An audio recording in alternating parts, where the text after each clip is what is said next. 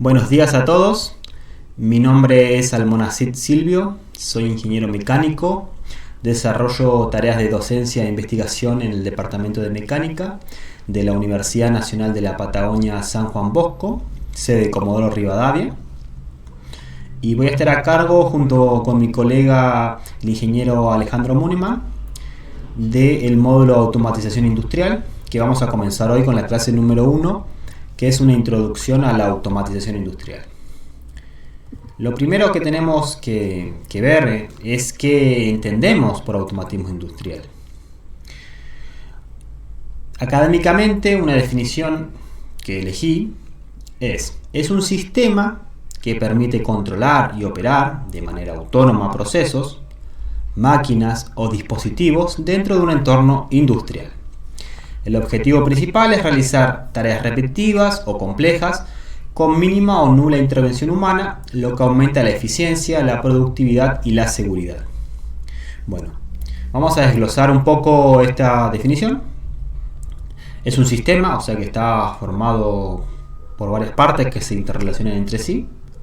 Su objetivo es controlar, ¿no?, de manera autónoma, con más o menos intervención humana, ciertos procesos, ¿no?, sobre todo lo que es tareas repetitivas, ¿no?, peligrosas,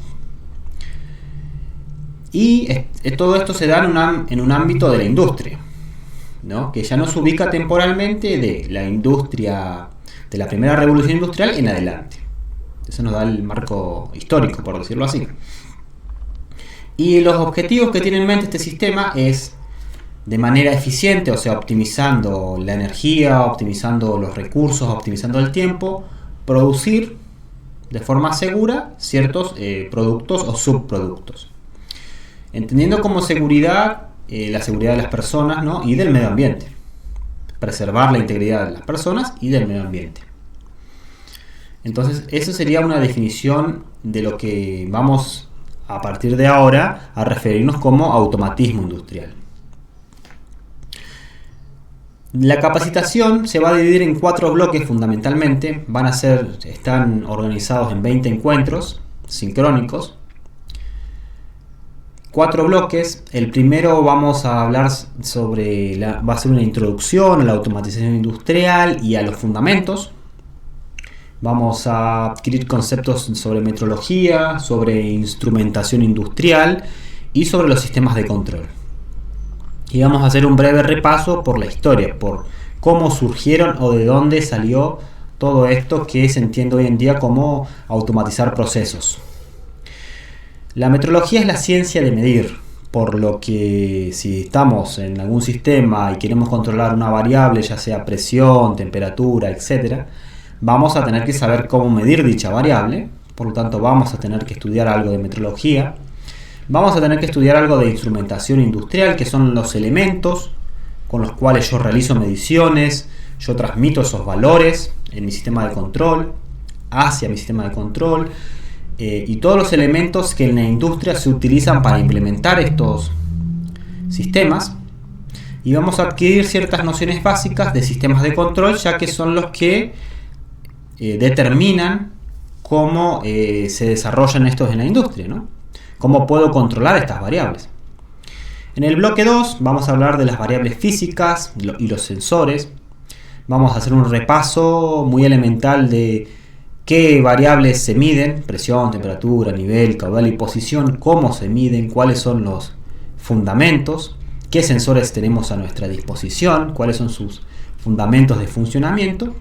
Y por último, ver cuáles son las limitaciones y los campos de aplicación de dichos sensores. En el bloque 3 vamos a referirnos a todo lo que es actuadores y elementos de control. Actuadores es todo aquel elemento que realiza una acción. Dentro de un sistema de control son los que realizan acciones para mantener el control justamente sobre mi variable. Vamos a encontrarnos con válvulas de seguridad, electroválvulas, relés. Vamos a ver nociones de neumática e hidráulica y cómo se integran estos sensores y actuadores en algunos sistemas simples cotidianos y otros ya más de orden industrial.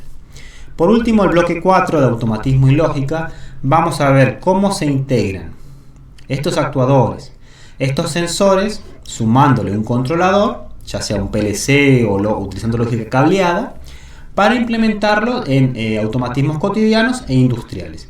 Este es el bloque del cual se va a encargar el ingeniero Alejandro Muniman. Bueno, sin nada más que decir, vamos a pasar a desarrollar la clase de hoy, que sería nuestro primer encuentro. Y les voy a aclarar que a medida que voy pasando las filiminas voy a dar una explicación breve de cada una. Y van a ver en la pantalla un link que pueden ingresar, a donde van a encontrar más información sobre el tema que se está comentando. Para empezar, lo primero que uno podría hacer es poner automatización. Si quieren, hagan la prueba en el buscador que utilicen. Yo utilizo Google, así que puse automatización, fui a imágenes y vi qué aparecía. Y bueno, ¿qué aparecen? Acá podemos ver, miren, robots, brazos, computadoras, tablets, un operario, una máquina con muchos botones, ¿no? Una computadora, un brazo industrial de precisión, ¿no? Que se utilizan para mover objetos, para pintar, para soldar. Parece todo, uno lo asocia enseguida con un robot, con un brazo robótico y con la informática, ¿no? Y la industria con una cierta tecnología bastante avanzada. Bueno, es verdad que estos sí son sistemas automatizados. Ahora, ¿son los únicos sistemas automatizados? ¿Convivimos con este tipo de sistemas? Bueno, les comento que esta imagen, muchas veces esta imagen me gusta esta experiencia porque refleja mucho lo que uno a veces piensa, ¿no? Asocia la palabra automatización con robots, con brazos robóticos con 6 ejes de movimiento, en grados de libertad, por ejemplo. Y no necesariamente tiene que ser así. Está bien, entonces vamos a ver cómo se fue desarrollando a lo largo de la historia de diversos sistemas que realizaban tareas automáticas, o sea, tareas repetitivas o con mínima intervención del ser humano, y no necesariamente utilizaban una computadora. Puede ser un automatismo mecánico, puede ser un automatismo neumático, puede ser electroneumático, electrohidráulico, puede ser un montón de variantes que no necesariamente necesiten una computadora, ¿está bien? O un PLC para su implementación.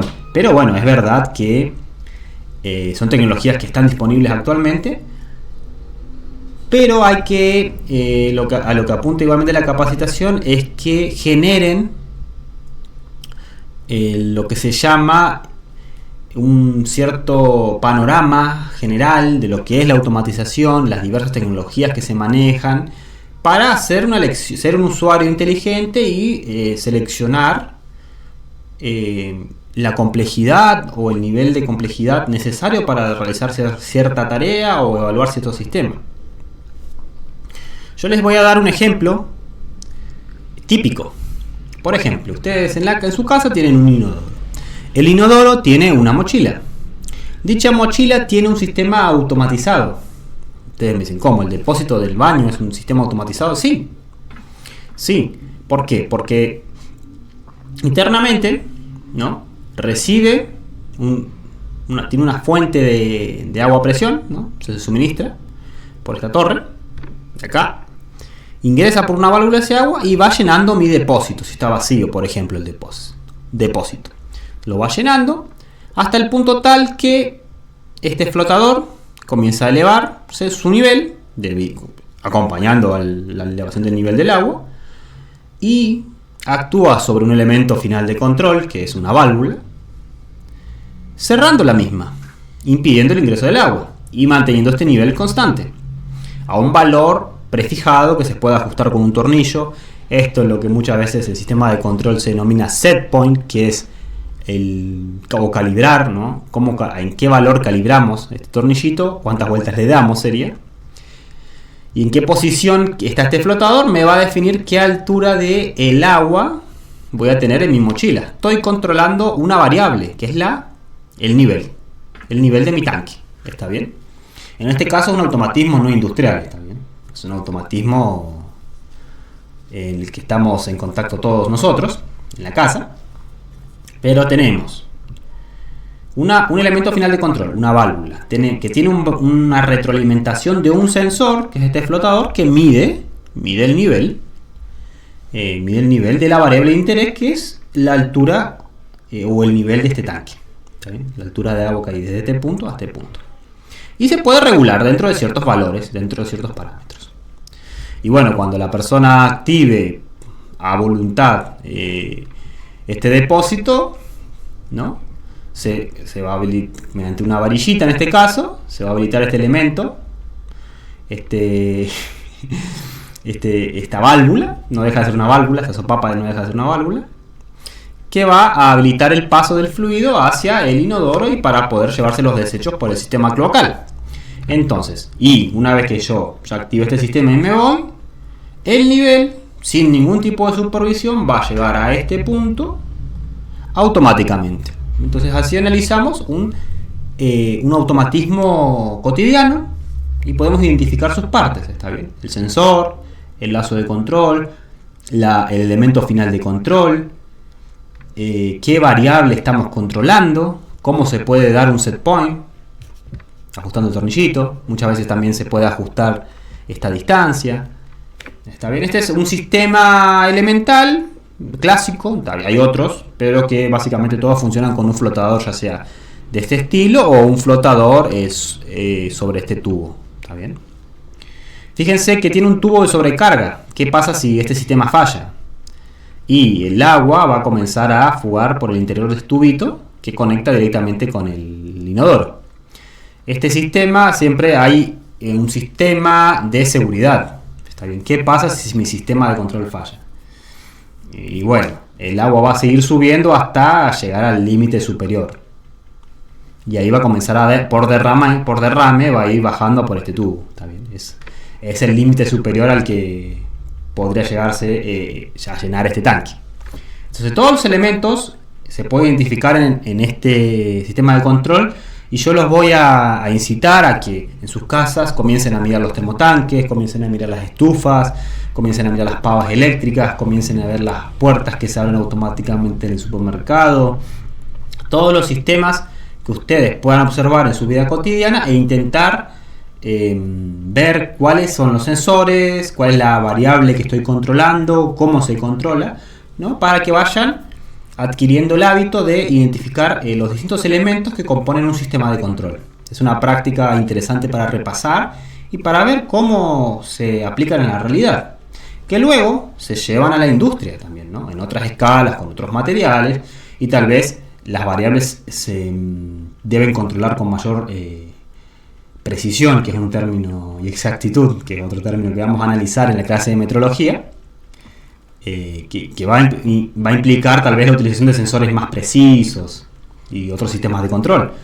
Pero no dejan de cualquier sistema de control, es posible ir desarrollando estos conceptos y estas habilidades de reconocer cómo funcionan y los elementos que me puedo llegar a encontrar. Bueno, esta clase es un viaje al pasado. No vamos a comenzar en el antiguo Egipto con los primeros sistemas autorregulados. Porque el automatismo industrial, no queda duda que para que sea un automatismo y sea industrial necesitamos que se haya ocurrido por lo menos la primera revolución industrial. ¿Está bien? Con el surgimiento de la máquina de vapor, que vamos a repasar ahora en unos instantes. Pero antes de eso ya existían automatismos. Existían sistemas que se autorregulaban. Vamos a empezar con uno que es la clepsidra. Es muy famoso por todos, muy conocido, calculo, el reloj de arena, ¿no? Pero menos conocido es el reloj de agua, que es la clepsidra. En Egipto, en la ciudad de Alejandría, había una biblioteca que también era un centro de estudio de muchos filósofos, matemáticos, inventores, los primeros científicos, por decirlo de alguna manera, porque todavía la ciencia no existía, ¿no? Pero al menos la gente que comenzaba a indagar, a veces influenciada por la religión también y por ciertas filosofías, no guiados simplemente por la observación y la experimentación necesariamente, pero comenzaban a pensar cómo el mundo funcionaba y cómo poder hacer cosas, ¿no? Ciertas cuestiones que los ayudaran en su vida cotidiana, ¿está bien? A facilitarles ciertas tareas. Bueno, resulta que ya en esa época estaba la necesidad de medir el tiempo. ¿Por qué? Se preguntarán ustedes. Porque con el sol uno más o menos sabe cuándo amanece y cuándo oscurece. En el medio no puede cuantificar el tiempo. Y si yo tengo que realizar ritos religiosos, o también si hay juicios, ¿no? Audiencias, si hay testigos, si hay involucrados que tienen que hablar una cierta cantidad de tiempo, necesito cuantificar el tiempo. Una forma era con la clepsidra. La clepsidra consta, en su versión más elemental, de dos recipientes, uno superior y otro inferior. El superior se llena de agua, ¿está bien? Y en la parte inferior tiene un pequeño agujerito, un pequeño orificio. Entonces por ahí comienza a desagotar. Y ese agua se comienza a acumular en el recipiente inferior. Entonces el recipiente superior comienza a vaciar su nivel, comienza a vaciarse. Sobre este recipiente internamente se realizaban unas marquitas. Esto era todo, imagínense, eran vasijas, ¿está bien? Vasijas de barro cocido. Entonces, comenzaban a vaciarse y yo sabía que el tiempo que terminaba en vaciarse esto era un tiempo límite. Por ejemplo, digo, bueno, lleno esta vasija, la dejo que se vacíe. Ese es el tiempo que tenés vos para hablar, por ejemplo, en un juicio. Perfecto. O el tiempo que tenés de audiencia con un funcionario. Era básicamente un cronómetro. También un temporizador. Te daban, supongamos que esto se vaciaba en 20 minutos. Y bueno, tenés 20 minutos para desarrollar lo que tengas que desarrollar. Y después, chao, nos vemos. Bueno, había otro tipo de clepsidras que también tenían dos vasijas, una inferior y otra superior. Pero en la vasija inferior era donde se hacían las liñitas internas, donde yo podía ir viendo cuánto tiempo me quedaba, ¿no? También existían ya más elaborados, estos alrededor del 200 a.C., unos sistemas de clepsidras que tenían un indicador. O sea, había esto de acá sería el recipiente inferior, ¿está bien? Que recibía agua del superior, que ingresaba por un tubito, iba llenando un pequeño depósito sobre el que había un flotador que iba subiendo a medida que pasaba el tiempo y me iba indicando el paso del tiempo. Por ejemplo, me podía fraccionar unas horas, por ejemplo, me las fraccionaba. Y acá tenía un implemento muy ingenioso, el sifón, ¿no? Que hacía que una vez que llega a este nivel, esto se vaciara abruptamente y el indicador descendiera abruptamente. Ahora lo vamos a ver en las siguientes filiminas un poquito más detallado por qué sucede esto. Eso activaba ese mismo fluido que era despedido, activaba un sistema que hacía girar un cilindro. Entonces con este cilindro podía ir viendo en qué hora del día estaba, por ejemplo. Cuando daba una vuelta completa podía ser un día. Hay un problema en cualquier clepsidra. El problema es que la velocidad con la que sale el agua del recipiente superior, depende estrictamente del nivel de agua que yo tenga. ¿Está bien? Y ese nivel de agua va variando a medida que se va vaciando. Y eso es un problema. ¿Y por qué ocurre eso? Bueno, si yo desarrollo, esto es Bernoulli, ¿no? Esto es, para ser más exactos, es conservación de la energía, ¿no? Hay que plantear la conservación de energía entre un punto en el pelo de agua, acá en el borde de la superficie del agua, y la salida, planteo energía y llego, se los dejo acá para que desarrollen, para que vean que es cero. Por ejemplo, la atmosférica se cancela porque en ambos lados tengo la presión atmosférica. Si pongo mi nivel de referencia en la parte inferior, en el orificio inferior, la altura D es cero también, se va cancelando algunas cositas. Si supongo que el nivel va bajando lentamente, la velocidad N también es cero. Y se simplifica bastante la expresión hasta que llego a la conclusión que la velocidad con la que se vacía esto depende únicamente de la altura h, que es la diferencia de altura entre el punto D y el punto A. Esto me dice que a medida que se va vaciando el recipiente superior, la velocidad se va haciendo cada vez más chica. Esto lleva a que a intervalos iguales sobre este tanque, si yo pongo una regla, los intervalos iguales no representan tiempos iguales. Primero se llena muy rápido y luego cada vez más lento, porque esta velocidad va variando. La solución es, para hacer un reloj, ya pasar del cronómetro al reloj, o sea, yo puedo poner una escala acá y fraccionar esto y que a iguales distancias correspondan a iguales tiempos. Necesito que esta velocidad se mantenga constante. Para que esta velocidad se mantenga constante, h se debe mantener constante. Y eso lo resolvieron astutamente los griegos. Ahora les voy a comentar cómo. Después les quería hablar un poquito del termosifón, del sifón, perdón. El efecto sifón es el siguiente: si yo tengo una polea y una cuerda enrollada, ¿está bien? Y yo tiro de esta cuerda, y el peso de esta cuerda puede ser lo suficientemente grande como para impulsar el movimiento. O sea, yo agarro y tiro un poquito la cuerda, comienza a descender, y esta cuerda, es una polea, esta cuerda va a comenzar a arrastrar a la cuerda que está en la parte superior. Entonces la cuerda automáticamente, una vez iniciado el movimiento, irá de la parte superior a la parte inferior. Algo similar pasa con los líquidos, debido a que tienen fuerzas de interacción entre ellos, ¿no? Ocurre algo muy similar. Si tengo un depósito superior y otro inferior, y coloco una U, por ejemplo, ¿no? Y esta U está vacía, este codito está vacío, este sifón está vacío, no va a haber circulación de fluido. Ahora, si yo esta manguerita la lleno inicialmente de líquido, ¿no?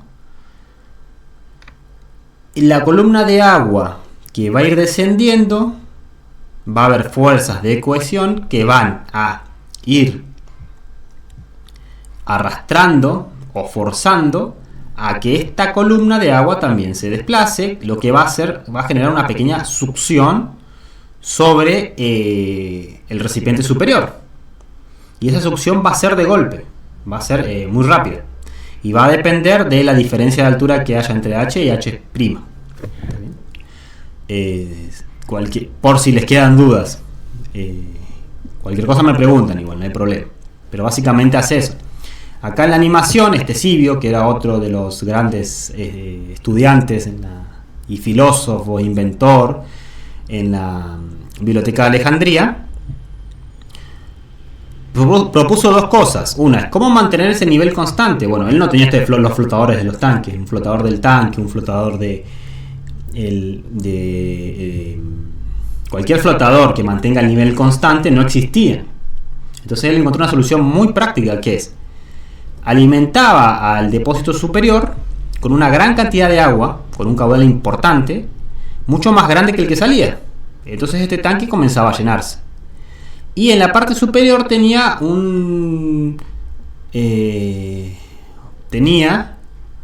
una salida secundaria muy grande que por la cual rebalsaba el líquido.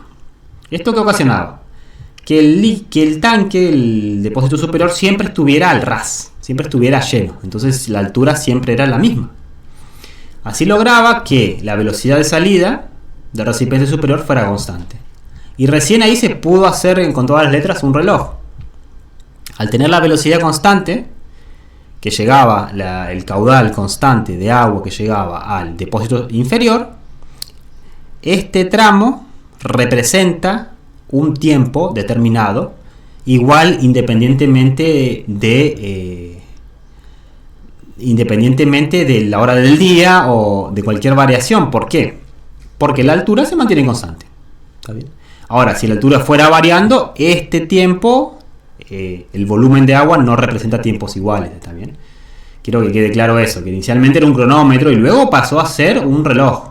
Si yo tengo una entrada de agua constante, esto va a tardar siempre el mismo tiempo en llenarse. Por efecto de sifón se vacía rápidamente y siempre demora lo mismo en vaciarse. Y eso me llevó a la construcción de un reloj indicador. Esto en instrumentación industrial se llama un indicador.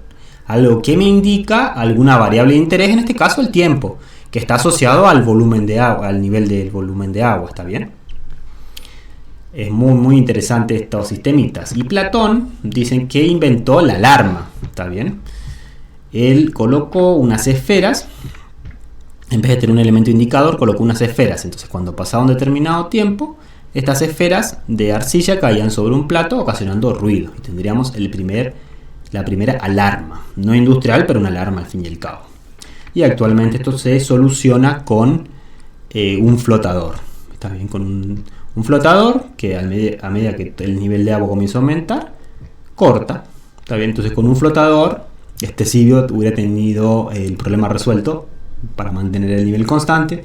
Como no tenía flotador, decidió este método bastante ingenioso de mantener el tanque superior todo el tiempo rebalsando.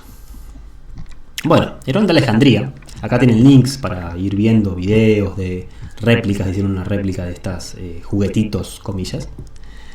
Era otro inventor que creo que lo más interesante que les voy a comentar por cuestiones de tiempo y de interés y de pertinencia también a la capacitación, es que inventó unas puertas automatizadas, unas puertas que se abrían automáticamente de un templo. ¿Cómo funcionaba? Tenía un recipiente metálico en el que tenía aire y agua. Este recipiente estaba aislado de la atmósfera, ¿está bien? Era cerrado. Y tenía, acá tenía, en el templo, en la entrada del templo, se podía prender fuego. ¿Está bien? Ese fuego estaba en contacto mediante un tubo, ¿no? Con el aire, que estaba encerrado junto con el agua en este recipiente. Entonces, al calentarse el aire, aumentaba su presión y obligaba al agua a salir por este bracito en forma de U, esta conexión, este codo, llenando una vasija que activaba todo un sistema de poleas que levantaba un contrapeso y que a su vez abría las puertas. Luego, cuando yo apagaba a la noche, apagaba esta fogata, ¿qué sucedía? Acá internamente este aire está atrapado, estaba con una presión, volvía a su presión inicial, lo que lograba un pequeño vacío, lo que hacía es succionar el agua que había estado en esta vasija y volver todo el contrapeso hacia que todo vuelva a su posición inicial, que es con las puertas cerradas. Esto es considerado, por lo que estuve averiguando, como los primeros automatismos, ¿no? Y si lo piensan de forma objetiva, es un automatismo. Es unas puertas y la impresión que debe haber causado en su momento. Hoy vamos a un supermercado y las puertas se abren automáticamente, a nadie le llama la atención. Pero en ese tiempo, los templos, hay una mezcla entre la mecánica y la magia de su momento, ¿está bien? Nadie entendía cómo estas puertas automáticamente, cuando uno prendía el fuego, se abrían. Entonces, Herón hizo muchas de estas cosas para templos religiosos en el Antiguo Egipto, que la verdad es un adelantado a su época, ¿no? Porque estos mecanismos más tarde se van a empezar a utilizar en Inglaterra en lo que se considerarían las primeras máquinas de vapor muy rudimentarias que vamos a ver en este mismo capítulo. Quiero que se lleven esto como recuerdo. Había dos esculturas de los dioses, ¿no? Que tenían ciertos canales que conectaban con un recinto cerrado en el que había agua y aire, y que funcionaban de la misma manera. Se prendía fuego en esta fogata, en esta hoguera, calentaba el aire, eso aumentaba la presión del recipiente cerrado y el agua comenzaba a ser bombeado hacia el nivel superior mediante vapor. También tenía un dispensador de vino muy interesante. Este es un sistema de control de lazo cerrado. Miren, esto de acá es una vasija, ¿está bien? La vasija se llenaba de vino y estaba internamente, tenía una conexión con el exterior, ¿no? Acá teníamos un piquito para servirnos vino. Internamente acá tenía un cono. Ese cono era una especie de corcho que estaba vinculado a esta varilla y podía abrir y cerrar de forma automática y habilitar o no el paso de vino. ¿Cómo hacía eso? Bueno, tenía una varilla que pivoteaba respecto al punto X. Esta varilla OXN es una varilla y acá tenemos otra varilla. La varilla inferior pivotea respecto al punto X. ¿Y qué lo mantiene en equilibrio? Un tazón que inicialmente estaría vacío, y un peso, S. Eso hace que esto se mantenga en equilibrio. ¿Está bien? En una determinada posición. Si yo saco este peso S y lo pongo acá en N, esta varilla me mantenía esta otra que pivota respecto a este punto con el flotador en una posición de cerrado, no salía líquido. Ahora yo sacaba de N el peso S, lo sacaba, tenía el peso acá dentro, por ejemplo, del tazón, lo sacaba del tazón, lo colocaba acá y esto se inclinaba a un determinado ángulo que hacía que esta varilla, que sería el brazo de retroalimentación, abriera, hacía que esta barra también pivoteara y por ende que abriera una válvula interna que dejaba el vino fluir. A medida que el vino fluía, por diferencia de altura, o sea, este jarrón estaba lleno de vino, la copa comenzaba a llenarse de vino. ¿Hasta cuándo? Hasta que llegaba a un punto de equilibrio entre este peso y este vino, esta barra se acomodaba, mediante el brazo de retroalimentación esta válvula se cerraba, logrando así llenar la copa con una cantidad de vino siempre igual, que dependía de este peso S. Si quería servir otro vaso de vino, sacaba este vaso, ponía otro, entonces esto volvía a estar en desequilibrio, volvía a abrirse la válvula, volvía a salir vino y todos los vasos salían con la misma cantidad de vino.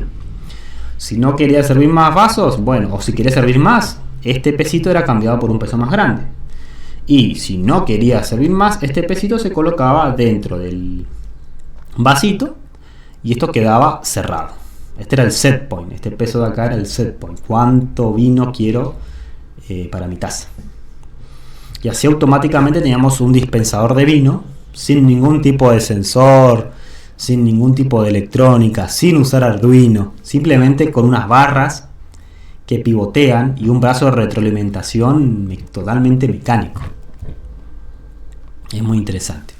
Bueno, todo durante mucho tiempo, y es muy común también en la escuela, en el conocimiento popular, pensar, bueno, los griegos y los romanos inventaron todo, luego vino la Edad Media, ¿no?, con la caída del Imperio Romano, y te cayó en lo que se llama la Edad Oscura, ¿no?, la Dark Age, la Edad Media. No es tan así. Esa visión de la historia está influenciada mucho por el pensamiento eurocentrista, ¿no?, en el que todos estamos sumergidos más o menos por cuestiones culturales, ¿no? Fuimos colonizados, ¿no?, por los españoles, que son europeos. Entonces, de ahí viene nuestra cultura, que tenemos un gran conocimiento de la cultura grecorromana, y no tenemos conocimiento muchas veces, tenemos falencias en conocimientos. ¿Qué sucedía en la misma época en China, en Asia? ¿Qué sucedía en India? ¿Qué sucedía en Persia? ¿Está bien? En otros lugares del mundo. Bueno, no digo que voy a subsanar este problema, pero quiero hacer mi aporte a la cultura general. Me sirvió a mí igual investigar este tema. En Bagdad había una biblioteca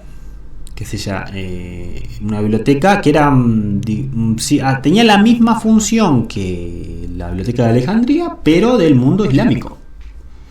Es más, cuando en Europa se habla de la Edad Media, el Islam estaba en lo que se denomina la Edad Dorada.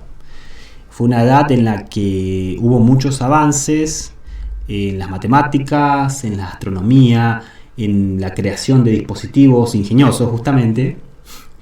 Y también se avanzó en medicina, se avanzó en química. Obviamente era un pensamiento pre-científico, no era el pensamiento científico como lo entendemos hoy en día, pero era un conocimiento que se iba generando mediante la creación de bibliotecas, se investigaban lo que habían hecho otras culturas, otras personas, se recopilaba información, se experimentaba, ¿no? Se iban realizando prueba y error, observación. Y era un pensamiento precientífico, pero ya se iba acercando de a poco al pensamiento científico, ¿no? La experimentación sobre todo y la observación. y la recopilación de información. En esta biblioteca hay un libro muy famoso, que es el libro de los mecanismos ingeniosos. Alrededor del año 850 después de Cristo se cree que se escribió por 3 hermanos, uno astrónomo, el otro era matemático y el otro era inventor o ingeniero, si queremos llamarlo, que recopila una serie de dispositivos que se usaban en su época, que hace referencia a Herón, que hace referencia a Filón, que hace referencia a Platón, que hace referencia a los predecesores, y también va relatando nuevos inventos o mecanismos que ellos iban fabricando. Está bien, obviamente está todo en árabe. Luego, años más tarde, cuando se comienza a reestudiar estos escritos en el Renacimiento, es cuando surge la ciencia. ¿Está bien? Es cuando definitivamente surge la etapa que conocemos como Renacimiento y finalmente el desarrollo de la ciencia moderna. Así que bueno, es interesante saber eso, que cuando hablamos de la Edad Media, para algunos es la Edad Oscura y para otros es la Edad Dorada. ¿Está bien? Depende de dónde habitábamos, de las personas, ¿no?, que escriben la historia, como siempre les digo. Acá les dejo unos links que hablan más sobre los tipos de inventos. Muchas clepsidras hicieron de diversos tipos. El ingeniero que escribió este libro es el primer registro de un sistema de biela manivela, que es el que se utiliza actualmente para los compresores, que es el que se utiliza actualmente para los motores de combustión interna, que se usó en su momento para la máquina de vapor. Fueron los primeros en dibujarlos, y los dibujos no son dibujos técnicos, no tienen isométricas ni mucho menos, pero fíjense que acá tenemos una palanquita, acá tenemos un flotador, o sea, intentaban dibujar de forma esquemática sin tener el dibujo técnico desarrollado. Está bien, la cuestión de la perspectiva, todo parecen como pinturas cubistas, si uno las ve muy planas, no hay perspectiva, que es muy típico de la Edad Media también en Europa. Uno ve los dibujos y los caballos, las personas son todas planas, no hay perspectiva, no hay profundidad. Bueno, para avanzar un poquito, les dejé unos links ahí para que analicen. Tenemos clepsidras. Lo que más me llamó la atención es que tenían el uso de la rueda hidráulica, ¿no? Los molinos de agua para bombear agua, a su vez, está bien, para elevar agua para las ciudades, obviamente, para el riego y cultivo. Durante la Edad Media en Europa también se desarrolló la rueda hidráulica, está bien.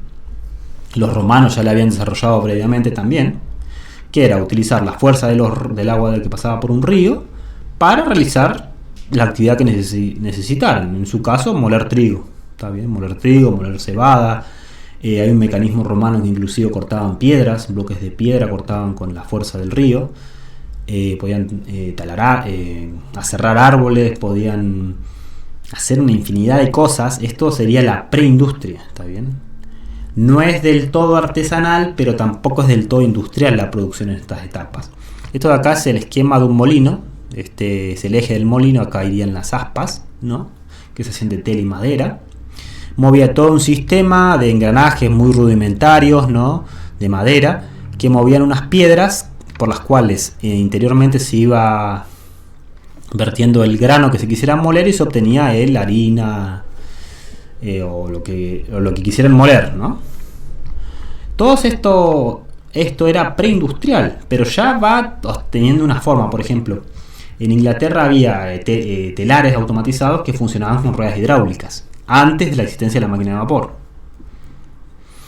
Inclusive, esto que ven acá es una especie de regulador de Watt, se llama actualmente, que es un sistema centrífugo, es un interruptor centrífugo, que lo que hacía era variar la orientación de las aspas del molino con respecto al viento para intentar mantener la variable de control, en este caso las RPM, está bien, las revoluciones por minuto, nosotros les decimos RPM, la velocidad de giro de esta máquina constante para mantener la granulometría controlada, digamos, no hacer ni muy fina la harina ni muy gruesa. En España actualmente hay unos museos en los que pueden ver cómo funcionaban lo que ellos denominan ferrerías, que eran herrerías protoindustriales, podría decirse. Utilizaban ruedas hidráulicas para mover fuelles que inyectaban aire, ¿no? Para alimentar un horno con carbón y poder reducir el hierro, el óxido de hierro, y también para trabajar el hierro, ¿no? También este eje iba acoplado a la rueda hidráulica y podía mover mediante unas levas con un movimiento automatizado de vaivén. Iba activando este martinete que me permitía también trabajar grandes trozos de hierro. Entonces eran las fábricas de hierro del momento. También reducían el óxido de hierro, entonces obtenían hierro más puro, y además lo trabajaban para dejarlo en tamaños pequeños de determinadas formas. Acá en el link hay un museo que actualmente funciona en España, que pueden ver bien cómo funcionaban estas protofábricas, como digo yo. No eran industrias todavía, pero era algo muy muy similar. Está bien, se producía materia prima procesada en grandes cantidades para las herramientas, para las armas, para la vida cotidiana. En el Renacimiento, gracias a una diversidad de factores que no vamos a analizar, se comenzaron a estudiar textos de los egipcios, de los griegos, de los romanos. Hubo un vuelco a la cultura, al menos en Europa, un vuelco hacia la cultura grecorromana, la cultura clásica, en todos los campos del saber, y uno de ellos fue el de la ciencia y de la técnica, logrando autómatas puramente mecánicos. Este que les doy, que está acá, el ejemplo, uno es un pato que comía, comillas, ¿no? Tomaba con el pico grano y lo digería, también comillas, y lo expulsaba. Y un niño que escribía, el escriba, ¿está bien? Él podía mover la manito e ir escribiendo el nombre que había sido programado mediante una serie de levas. Y así había un montón de autómatas que no dejaban de ser juguetes muy sofisticados, pero eran sistemas que se autorregulaban, ¿está bien? E inclusive se podían programar. Se podía programar lo que escribía. Entonces, muchas veces cuando se habla de PLC, ahora vamos a ver lo que es un PLC, se piensa que es el primer sistema programable, y no. Hace tiempo, desde los tiempos, Herón, en uno de sus diseños, es un pequeño robot que funciona mediante unos contrapesos, y que uno, mediante una soga, puede programar los movimientos de ese robot. ¿Está bien? Así que es interesante analizar, y por eso también vemos la perspectiva histórica en esta clase inicial. Bueno, acercándonos ya un poquito más a la revolución industrial, los ingleses se encontraron con un problema. Ellos tenían minas de plata y carbón que estaban por debajo del nivel del mar, entonces se inundaban. Las minas se inundaban y eso impedía que pudieran extraer los minerales o el carbón que necesitaran. Entonces se recurre a impulsar el agua mediante el uso del vapor. Lo mismo que hacía Herón en la antigüedad, 2000 años antes, se le ocurrió a Thomas Savery, ¿no? A mediados de 1700, él fabricó lo que se llama el amigo del minero. El amigo del minero constaba de un hogar, ¿no? El hogar viene de hoguera. Acá se quemaba carbón, teníamos una caldera, teníamos dos elementos cilíndricos metálicos. Uno era el denominado la caldera, que donde se producía a partir del vapor, se calentaba el agua, se producía vapor de agua, se conectaba con un segundo recipiente en el cual se inyectaba ese vapor. Y teníamos, este recipiente estaba conectado a un nivel inferior y a un nivel superior, por el cual fluiría el agua. La idea era sacar agua de las profundidades. Así que del nivel inferior al superior tenemos que llevar agua. Para ello hacía uso de dos válvulas de retención, o check valve. Estas válvulas dejan pasar el agua en un solo sentido. ¿Está bien? Como están colocadas, lo único que hacen estas válvulas son válvulas antirretornos, dejan que el agua vaya de esta parte a esta y de la parte inferior a la parte superior. ¿Está bien? Entonces, y teníamos dos válvulas que se accionaban manualmente. Había una persona que tenía que estar constantemente accionando esta máquina, el amigo del minero, un minero. ¿Está bien? Había un minero que no picaba, sino que tenía que estar controlando estas valvulitas. ¿Cómo era el proceso de operación? Bueno, había esta válvula roja, la abría, y el vapor que se había generado dentro de esta caldera fluía por esta tubería hasta el segundo recipiente. Luego yo cerraba esta válvula y abría esta canillita que tenía un tanquecito de agua auxiliar, que lo que hacía era acelerar el enfriamiento de esta cámara. Si yo tengo un gas caliente que lo enfrío, se va a producir una depresión, está bien, va a bajar la presión. Eso hacía una fuerza de succión que succionaba el agua por la cañería de succión, justamente. Entonces quedaba este recipiente parcialmente con vapor frío y con agua. La siguiente operación era cortar este agua fría y volver a abrir la que conectaba con él y con la caldera. Entonces ese recipiente que tenía vapor a presión volvía a ingresar y desalojaba este agua que había ingresado en la etapa anterior. ¿Hacia dónde desalojaba? Hacia acá no podía porque había una valvulita que le impedía. La única válvula que dejaba impulsar o expulsar este agua era esta, la roja. Entonces el agua, gracias a la presión del vapor, se elevaba a una determinada altura. Y ahí volvía a cerrar la válvula. Esta válvula volvía a esperar que se enfríe este vapor y lo ayudaba un poquito con agua de reserva que tenía, que sacaba de la misma agua del nivel superior, que también se utilizaba para ir cargando la caldera, porque en cada ciclo de trabajo se va perdiendo algo de vapor y se va vaciando el nivel de la caldera. Entonces este sistema no es automático, evidentemente hay una persona que todo el tiempo tiene que abrir y cerrar válvulas. Lo interesante es que funciona igual que el de Herón, está bien, pero el de Herón era automático y estuvo 2000 años antes. Y tiene una válvula. Esto que ven acá, esta caldera tenía un orificio superior que estaba tapado con una valvulita.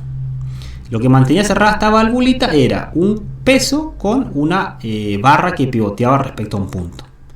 Entonces yo quería que levante. ¿Qué sucedía? Si la presión se levantaba mucho, elevaba esta válvula de seguridad y se escapaba el vapor. Si yo quería que trabaje una presión más grande, tenía que poner un peso más pesado.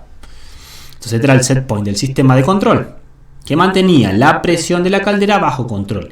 En este caso el objetivo era que la caldera no reventara. Dicen que uno de los primeros accidentes con este tipo de máquinas es que el operario veía que si ponía un pesito más grande, esto levantaba más presión. Entonces podía impulsar más cantidad de agua con menos operaciones, ¿no? De abrir y cerrar las canillitas, las valvulitas. Entonces se sentó arriba de esto, ¿no? La presión que acumulaba, que era muy grande, terminó por explotar la caldera. Así que ese es uno de los primeros accidentes registrados en las máquinas de vapor. Y acá les dejo dos links donde pueden estudiar un poquito si les interesa el tema de las máquinas de vapor. A mí me encanta, por eso me detengo acá un poco. Disculpen, vamos a seguir. Luego vino Newcomb. La máquina de Newcomb ya es más avanzado, ya que hace uso también de una caldera, también de un segundo recipiente que se llena con vapor. En este caso, ese recipiente ya tiene un pistón y una biela. También un elemento que sube y baja. En el caso anterior no teníamos pistón. ¿Está bien? Y tenemos un contrapeso. Entonces, lleno este pistón con vapor caliente, cierro una valvulita de la misma forma que antes cerraba una valvulita, e inyecto un poquito de agua, acá con una bomba auxiliar inyecto un poquito de agua fría, lo que hace que este vapor disminuzca su volumen y su presión, lo que hacía que la presión atmosférica, estas máquinas eran de presión atmosférica, empujara al pistón hacia la parte inferior. Acá había un vacío, acá había una presión más grande, este pistón descendía y elevaba un peso. ¿Está bien? Y eso hacía también que bombear una bomba de desplazamiento positivo, muy similar a las que utilizaba Sibio. También había hablado en sus tratados sobre la jeringa, una especie de bomba de desplazamiento positivo. Y también los musulmanes habían trabajado con este tipo de mecanismos. Y lograban, ¿no?, en cada ciclo de trabajo, hacer que la bomba subiera y bajara mediante el empleo también de vapor. En este caso, vapor que se confinaba y que se enfriaba con agua de una forma muy similar a la máquina anterior. Luego Watt optimizó esto, ¿no? En vez de enfriar este vapor, lo que hacía Watt es enfriarlo en un recipiente aparte. O directamente expulsarlo del ambiente también. ¿Por qué no? ¿Por qué no expulsar el vapor que ya no está a alta presión? Entonces, se comienzan a hacer una serie de modificaciones y Watt logra la siguiente máquina. Ingresa vapor a presión por una valvulita, que por una válvula corredera va a ingresar por un extremo o por el otro, lo que va a impulsar el pistón de un lado y del otro. Y el vapor de agua que no tiene presión sale por un escape. ¿Está bien? Acá sale vapor que se tira a la atmósfera. ¿Está bien? Entonces Watt es una serie de mejoras, entre ellas el invento del condensador, ¿no? Y que se enfriara el vapor a baja presión, no se tuviera que estar enfriando y calentando el mismo vapor todo el tiempo. Entonces logró una eficiencia mucho más grande y además también introdujo este sistemita centrífugo que se llama regulador de Watt hoy en día, pero se comenzó a utilizar en las máquinas, como les mostré anteriormente, en los molinos de viento ya se utilizaba un sistema similar. En este caso lo que hacía era estrangular la entrada de vapor a presión o liberar para mantener la velocidad de giro constante, independiente de la potencia que se le pidiera. Acá, mediante unas bandas, se movían tornos, se movían telares, se movían lo que necesitaban mover. ¿Está bien? Entonces la velocidad sin carga era una, con carga era otra. Entonces este regulador lo que hacía era intentar mantener esas RPM constantes. Y así surge, con la implementación de la máquina de vapor como máquina motriz. Bien, fíjense que según las RPM va regulando la valvulita. ¿Está bien?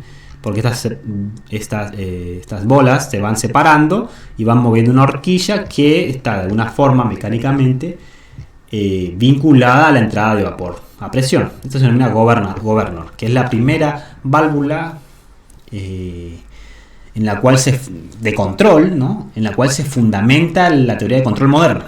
También es un control proporcional. Eso lo vamos a ver más adelante. Eso sumado al telar de Jacquard y a un montón de otras máquinas, pero una es el telar, permite una producción como nunca antes había visto en la historia de la humanidad. El telar de Jacquard es considerado también la primera computadora.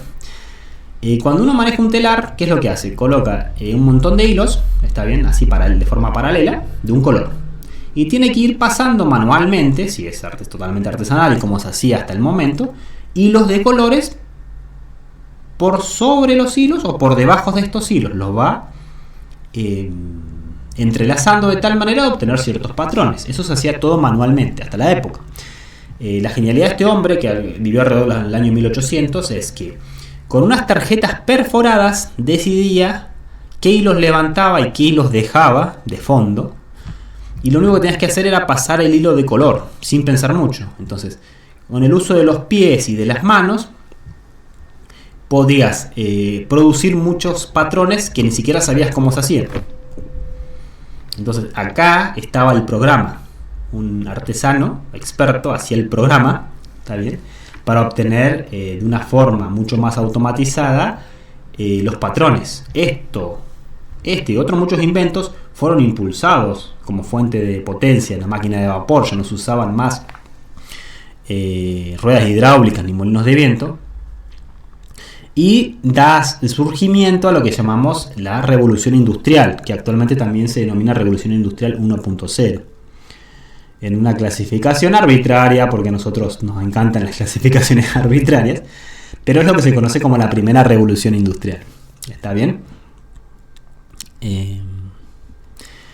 Fíjense cómo la revolución industrial fue un proceso que se fue cocinando, por decirlo así, de a poco, ¿no? Inicialmente impulsado por ruedas hidráulicas principalmente, y luego con el surgimiento de la máquina de vapor fiable se terminó de despegar, ¿sí? Y se producía una cantidad de tela, de papel, de hierro, se empezó a aplicar en todas las industrias, ¿no?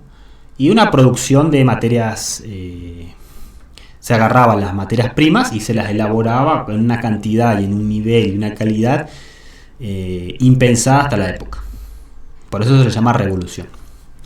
Como uno puede pensar, bueno, pero el regulador de Watt ya no se usa más, se debe usar todo electrónico ahora. Bueno, las válvulas autorreguladas se siguen utilizando en la actualidad. Yo acá, esto lo conocen todos, esto es un nicho de gas. Acá para recalcar que es importante a veces analizar la historia y los principios básicos y fundamentales, porque nos da las herramientas para seguir adaptarnos al mundo moderno. Acá tenemos, esto de acá, este pulmón es el medidor de gas, en verdad es un caudalímetro, mide el caudal de gas que uno consume, lo vamos a analizar en el capítulo de sensores. Acá tenemos una válvula de seguridad, ¿no? La de paso. Y acá tenemos una válvula reguladora de presión. La función de esta válvula reguladora de presión la vamos a analizar en su momento. Pero para que tengan una idea, es una válvula que mantiene la presión constante a pesar del consumo que uno tenga en el hogar. Dentro de ciertos límites, está bien. Y esta acá de la derecha es una válvula de diafragma que se activa neumáticamente. Esta bien tiene todo esto, por eso acaban a ver un FRL, se le llama neumática, que es un sistemita que filtra, limpia y lubrica el aire para controlar esta válvula. ¿Está bien? Bueno, actualmente en cualquier vehículo vamos a encontrar los servomecanismos, que son válvulas, son mecanismos que nos ayudan o nos facilitan a realizar ciertas tareas, en este caso frenar, con mucho menos fuerza. También servomecanismos vamos a estudiar. Esto para ir adelantándole un poquito las cosas que vamos a ver como un elemento final de control. También a medida que todas estas cosas iban surgiendo, ¿no? Las vamos a ir estudiando y vamos a ver sistemas electromecánicos. ¿Está bien? Esto va un poquito en contrapunto a lo que nos dijo Google en la primera filimina, que automatización industrial eran brazos con 6 grados de libertad y computadoras. Automatismo, hay una gran variedad de tecnologías y de aplicaciones posibles y de soluciones que en algunas circunstancias, ya sea por cuestiones de seguridad o de economía, convienen. Y hay que conocerlas. Y una vez que tengamos los fundamentos, las soluciones tecnológicas, ustedes tienen las herramientas, van a tener las herramientas y las tienen igualmente hoy en día para buscar información y poder formarse si tienen que aplicarlas, ¿no? En algún campo laboral o para un proyecto personal también. Bueno, los mecanismos electromagnéticos son válvulas que están, lo vamos a analizar en detalle en la parte de lo que sean actuadores, pero son válvulas que se activan y se desactivan mediante el uso de energía eléctrica, porque esto nos lleva a la segunda revolución industrial. La primera revolución industrial fue la revolución del vapor, de la automatización, ¿no? Mecánica. Y la segunda revolución industrial, a principios de 1900, está asociada a el uso de la electrificación de la industria, de la gestión de la línea de montaje y de automatismos que ya dejan de ser puramente mecánicos y comienzan a ser electromecánicos. Está bien. Conviviendo con las válvulas autorreguladas y los servomecanismos.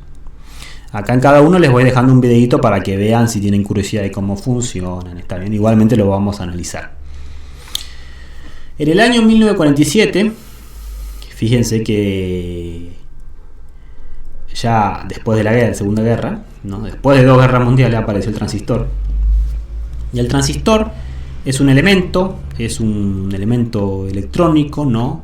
Fabricado con semiconductores, o sea, no es un elemento ni conductor ni aislante, que no deja de ser una válvula. Por eso me encanta este dibujo, que hay una canilla. Imagínense, ustedes tienen, viene el suministro de agua y si ustedes abren la canilla sale agua y pueden hacer que salga más o menos.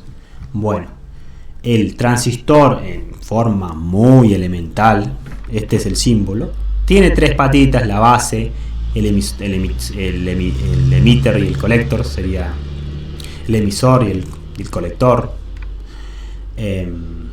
Y si yo alimento la base, eso lo vamos a ver un poquito más adelante, pero básicamente yo acá puedo abrir o cerrar el paso de corriente mediante alimentando la base. Por eso tienen 3 patitas, ¿está bien? Hay un montón de transistores, pero la base el concepto que se tienen que llevar es que es una llave electrónica, está bien, muy pequeña. Yo, si quiero, esta canilla es macroscópica, yo la puedo ver. Un transistor puedo no, en este caso también son se pueden ver, ¿no? Lo que me refiero que está el avance de la técnica que se pueden hacer en miniatura, y dentro de un microprocesador hay un montón de transistores, millones. Entonces se comenzó, miren, a realizar automatismos con válvulas que se abren y se cierran electromecánicamente. Luego se van a comenzar a realizar automatismos utilizando transistores, que son también válvulas que se abren a voluntad según cómo las alimente por la base. Luego todos esos transistores comienzo a apilarlos en microcontroladores, está bien, que son con un número creciente de transistores con los que yo puedo fabricar. Con los transistores puedo fabricar, con esas llaves puedo fabricar compuertas lógicas. Las compuertas lógicas me permiten, en definitiva, tener un montón de llavecitas que yo puedo abrir y cerrar de forma electrónica, con corrientes muy bajas.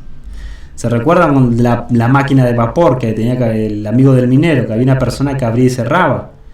Bueno, vamos a tener un sistemita con válvulas sumamente pequeñas que voy a ir abriendo y cerrando a voluntad, y que se encapsulan en lo que denominamos microcontroladores, que tienen puertos de entrada y de salida, y se pueden grabar con un programa que sería una serie de instrucciones que va a ejecutar en función de las entradas que lea. ¿Está bien? Entonces ya no voy a necesitar varillas, ni resortes, ni bolas centrífugas. Voy a necesitar todas señales electrónicas, pequeñas señales eléctricas. Fíjense acá, está bueno esto porque según el año yo puedo ir viendo los microcontroladores. El rojo son los procesadores de Intel, el azul es la línea de Moore, que predice cada tiempo cuánto se van duplicando los números de transistores. ¿Y qué vemos? Que a principios de 1970 teníamos un transistor con menos de entre 1000 y 10.000 transistores, en los primeros, de Intel. Y actualmente podemos tener 1 millón de transistores. En el año 2005, fíjese, estos viejos. O sea que ahora tenemos que estar por acá, más o menos. ¿Está bien? Miles de millones de transistores encapsulados, ¿no? Que me permiten manejar miles de instrucciones.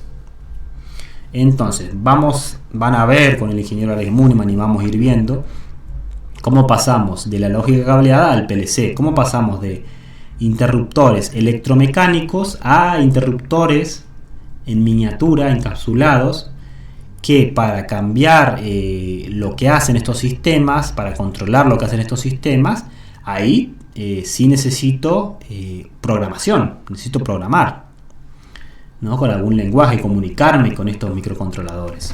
Si este microcontrolador yo lo coloco en una caja, ¿no? Y lo aíslo eléctricamente y de la humedad y del polvo, obtengo un microcontrolador, una computadora industrial, el PLC, un controlador lógico programable. Tengo un microcontrolador interno que está aislado del exterior, ¿no? Tiene entradas y salidas, pero están optoacopladas, se llama, o sea que se transmite la información de forma óptica. Con el interior se comunica, pero no con un cablecito hasta el interior, sino las entradas y las salidas están optoacopladas.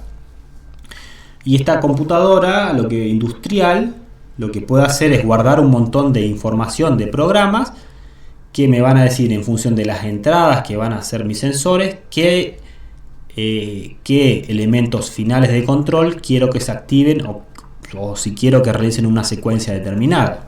¿Está bien? Entonces miren cuánto se ha avanzado desde la primera clepsidra hasta el PLC.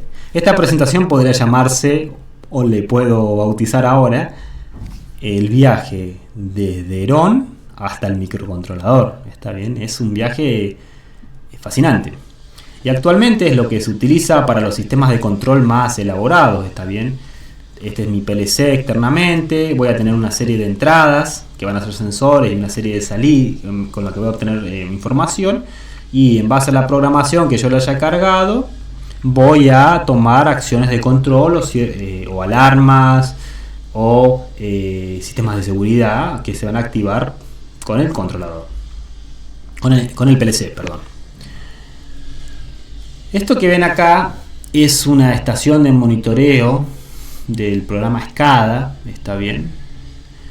Básicamente el SCADA lo que me permite es monitorizar una serie de procesos, está bien, tengo varios procesos. Cada proceso tiene uno o más sistemas de control que pueden estar controlando una o más variables, como puede ser presión, temperatura, nivel, tiempo. Y en función de lo que lee va a ir tomando decisiones, activando alarmas, y yo puedo ir haciendo un monitoreo de todas estas variables, ¿no? Y no hay que perder de vista por qué hacíamos todo esto. ¿Qué dijimos al principio? Que hacíamos esto para aumentar la seguridad, ya sea de las personas o del medio ambiente, para aumentar la productividad y para usar de una manera más eficiente los recursos. ¿Está bien? Esa es la idea de... Entonces, en una forma de resumen, disculpen que caigan las categorías, pero es lo que... para si leen alguna bibliografía o escuchan algún documental o van a alguna otra capacitación, que ojalá lo hagan, van a ver que se están clasificando actualmente en 4 las revoluciones industriales. La primera revolución, alrededor del año 1700, estamos hablando de la fuente de energía era el vapor, ¿está bien? De la mecanización de la industria, de que ya no se mueva más con una rueda hidráulica, sino que tenga una fuente fiable de potencia como la máquina de vapor, como la máquina de Watt, que impulsaba telares, sí, telares, tornos, todo lo que tuviera que ser impulsado se impulsaba mediante el vapor. Esa sería la primera revolución industrial, la 1.0, en la cual se comenzó a producir una cantidad de se empezó a procesar una cantidad de materias primas que hasta el momento nunca se había procesado en la historia de la humanidad. La 2.0, que es a finales de 1800, estamos hablando de una revolución en la cual se electrificó la industria y las ciudades, en las cuales se trabajó mucho en la gestión, en la producción en masa. Por ejemplo, el icónico Forte. La universidad tiene un Forte, como dato curioso, en el que estuve también trabajando, ¿no? En la restauración del Forte. Funciona, todo es impresionante, tiene más de 100 años el vehículo. Este producto es producto de la producción en masa, ¿no? Luego viene lo que denominan la 3.0, la industria 3.0, que es después de la Segunda Guerra Mundial, en la cual se comienza a implementar los microprocesadores y las primeras computadoras a los procesos de automatización. Pero de antes ya existía la automatización, como vieron ustedes. La automatización existía desde la época de Herón. Lo que pasa es que a partir de la revolución 1.0 podemos realmente hablar de automatización industrial, en la cual comenzaron por niveles de complejidad, primero con las válvulas autorreguladas, luego con los sistemas electromecánicos, con los servomecanismos, para culminar en lo que sería la automatización utilizando la electrónica, la microelectrónica, ¿está bien? Todo lo que es microcontroladores, transistores, computadoras, y es lo que nosotros asociamos cuando escuchamos por lo general la palabra automatización. Asociamos con la de la industria 3.0, con la línea de montaje de vehículos donde hay un montón de bracitos pintando, soldando, moviendo piezas. Y por último viene la 4.0, que se comenzó a hablar recientemente, que es la aplicación de redes de comunicación. ¿Está bien? Que esto van a tener un módulo aparte donde van a analizar las nuevas tecnologías que se están aplicando en la industria. Pero no quiero que dejen de ver esto en su contexto y que es una evolución natural de las cosas, ¿está bien? A medida que se van incorporando nuevas tecnologías a la industria, podemos elegir cómo clasificarlo. Inclusive he leído que se habla ya de la industria 5.0. Bueno, son cuestiones de cómo se clasifican las cosas, ¿está bien? Está bueno para tener un resumen de la historia de la industria. Así que bueno, sin nada más que decir, me despido y espero que hayan disfrutado de la charla y nos estaremos viendo en la clase número 2. Hasta luego.